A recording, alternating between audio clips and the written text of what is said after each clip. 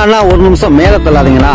விவசாயம் பிடிக்கும்னா இந்த வீடியோவை ஷேர் பண்ணிட்டு விவசாயம் சொல்லி கமெண்ட் பண்ணுங்கண்ணா, அது போதும். ரொம்ப நாளைக்கு அப்புறம் அத்தி மரத்தை நல்லா கொத்து கொத்தா பழம் பழுத்திருக்குங்க. நம்மளும் பறிச்சுட்டு போலாம்னு ஒரு பெரிய டப்பா தூக்கிட்டு வந்துட்டீங்க. மரத்தோட பக்கத்துல பார்த்தா கை கட்டுற மாதிரி நிறைய பழம் பழுத்துருந்துச்சு. அதை விடையும் மரத்தோட மேல நல்லா ஃப்ரெஷ்ஷா நல்லா பழப்பழம் பலருச்சுங்க.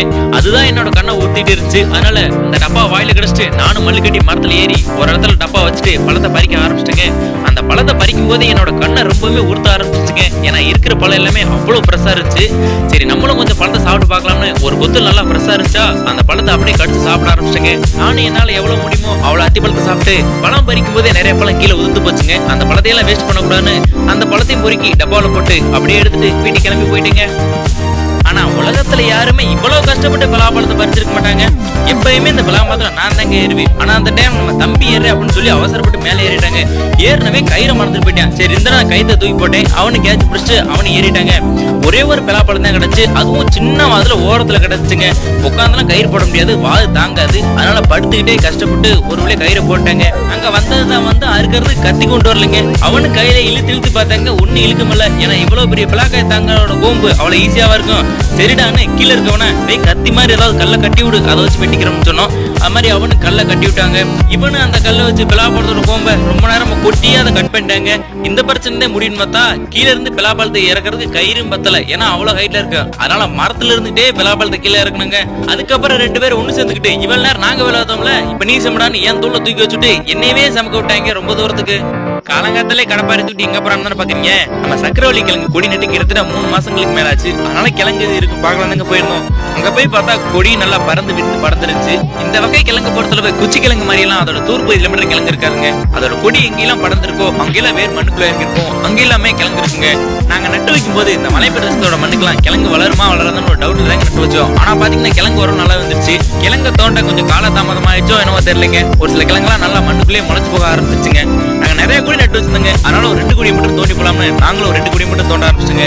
முதல் கொடியில என்னமோ சின்ன சின்ன கிழங்கா தான் இருந்துச்சு. ஆனா 2வது கொடியில பாத்தீங்கன்னா நல்ல பெரிய கொடியா இருந்தால கிழங்குமே நல்லா பெருசு பெருசா இருந்துச்சுங்க. ஒவ்வொரு கிழங்கு கிட்டத்தட்ட 1/2 கிலோ 1 கிலோ அளவுக்கு இருந்துச்சுங்க. நாங்க கிட்டத்தட்ட ஒரு 2 கொடி தாங்க தோணும். அப்படியுமே கிட்டத்தட்ட ஒரு 8 கிலோ கிழங்கு கிடைச்சிச்சுங்க எங்களுக்கு. இப்ப நம்ம கையில எடுத்து தட்டுற பாத்தீங்கன்னா இதாங்க ஒரிஜினல் இலவ மஞ்சு. ஞாயிற்றுக்கிழமை மட்டும்தான் நம்மளுக்கு விடுமுறை. அன்னைக்கு தான் நானும் தோட்டத்துக்கு போனேங்க.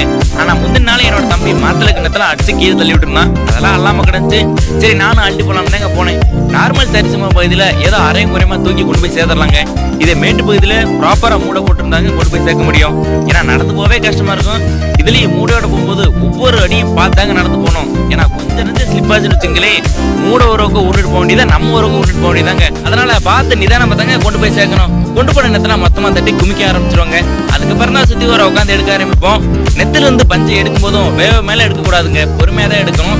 ஏன்னா ஓட்டுக்குள்ள சார்பான பகுதி நிறைய இருக்கும். அதனால பார்த்து நிதானமா தாங்க அதோட பஞ்சை எடுக்கணும். காலங்காத்தாலே நுங்கோட்டில் தாங்க மரத்துல ஏறினேன். ஆனா பனைமரத்து பக்கத்துல சின்ன கொடிக்காக இருந்துச்சு. அதுல கீழே காய் ஒண்ணு கூட இல்லை. ஆனா மேல பார்த்தா ஒரு சில பிஞ்சும் காய் இருந்துச்சு.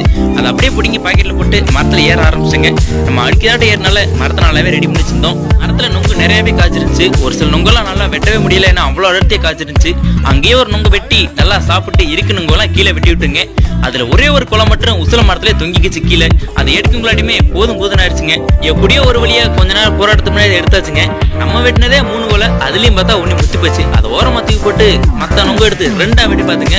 உள்ள இருக்க 3 கொண்டுமே நல்லா பெருசு பெருசாவே இருந்துச்சு. அதை அப்படியே முழுசா எடுத்து ஃபர்ஸ்ட் நம்ம அவன் சாப்பிட்டு பார்த்துட்டு நுங்கு சூப்பரா இருக்குன்னு சொன்னா. அதுக்கப்புறம் நானும் 4-5 நுங்க வெட்டி நல்லா வயிறு நிறைய சாப்பிட்டுதான் எந்திரிச்சு போனேன். எல்லாருமே இந்த கூட பார்த்துருப்போம். தொக்கி மாதிரி வந்து ஒரு நூல் வந்து அப்படின்னா குழாய் மாதிரி இருக்கும். ஆனா கூட்டுகள் என்னன்னு பார்த்துருக்கோமா? அந்த குஞ்சுகளுக்கும் தாய் கூட தெரியும் கூட்டுகள் என்ன இருக்குன்னு. இவங்களை என்ன காட்டுறாங்க நீங்க சொல்லலாம். ஏன்னா ஒரு ஃபேமிலி அடிச்சுட்ட ஒரு கூட பிரிச்சுட்ட அப்படிலாம் கிடையாது. ஒரு கிணத்துல கட்டி இருக்கு. அந்த பராமரித்து கொண்டு வச்சு அந்த மரத்தெல்லாம் பிரிச்சு போட்டாங்க. அப்பா வெளியிட கூட தான் எடுத்துருக்கேன். அவங்களுடைய எந்த ஒரு ஃபேமிலியும் கெடுக்கல, எதையும் பிரிக்கல. பாத்தீங்கன்னா கூட்டுக்குள்ள ஒரு சின்ன ராக் மாதிரி இருக்கு.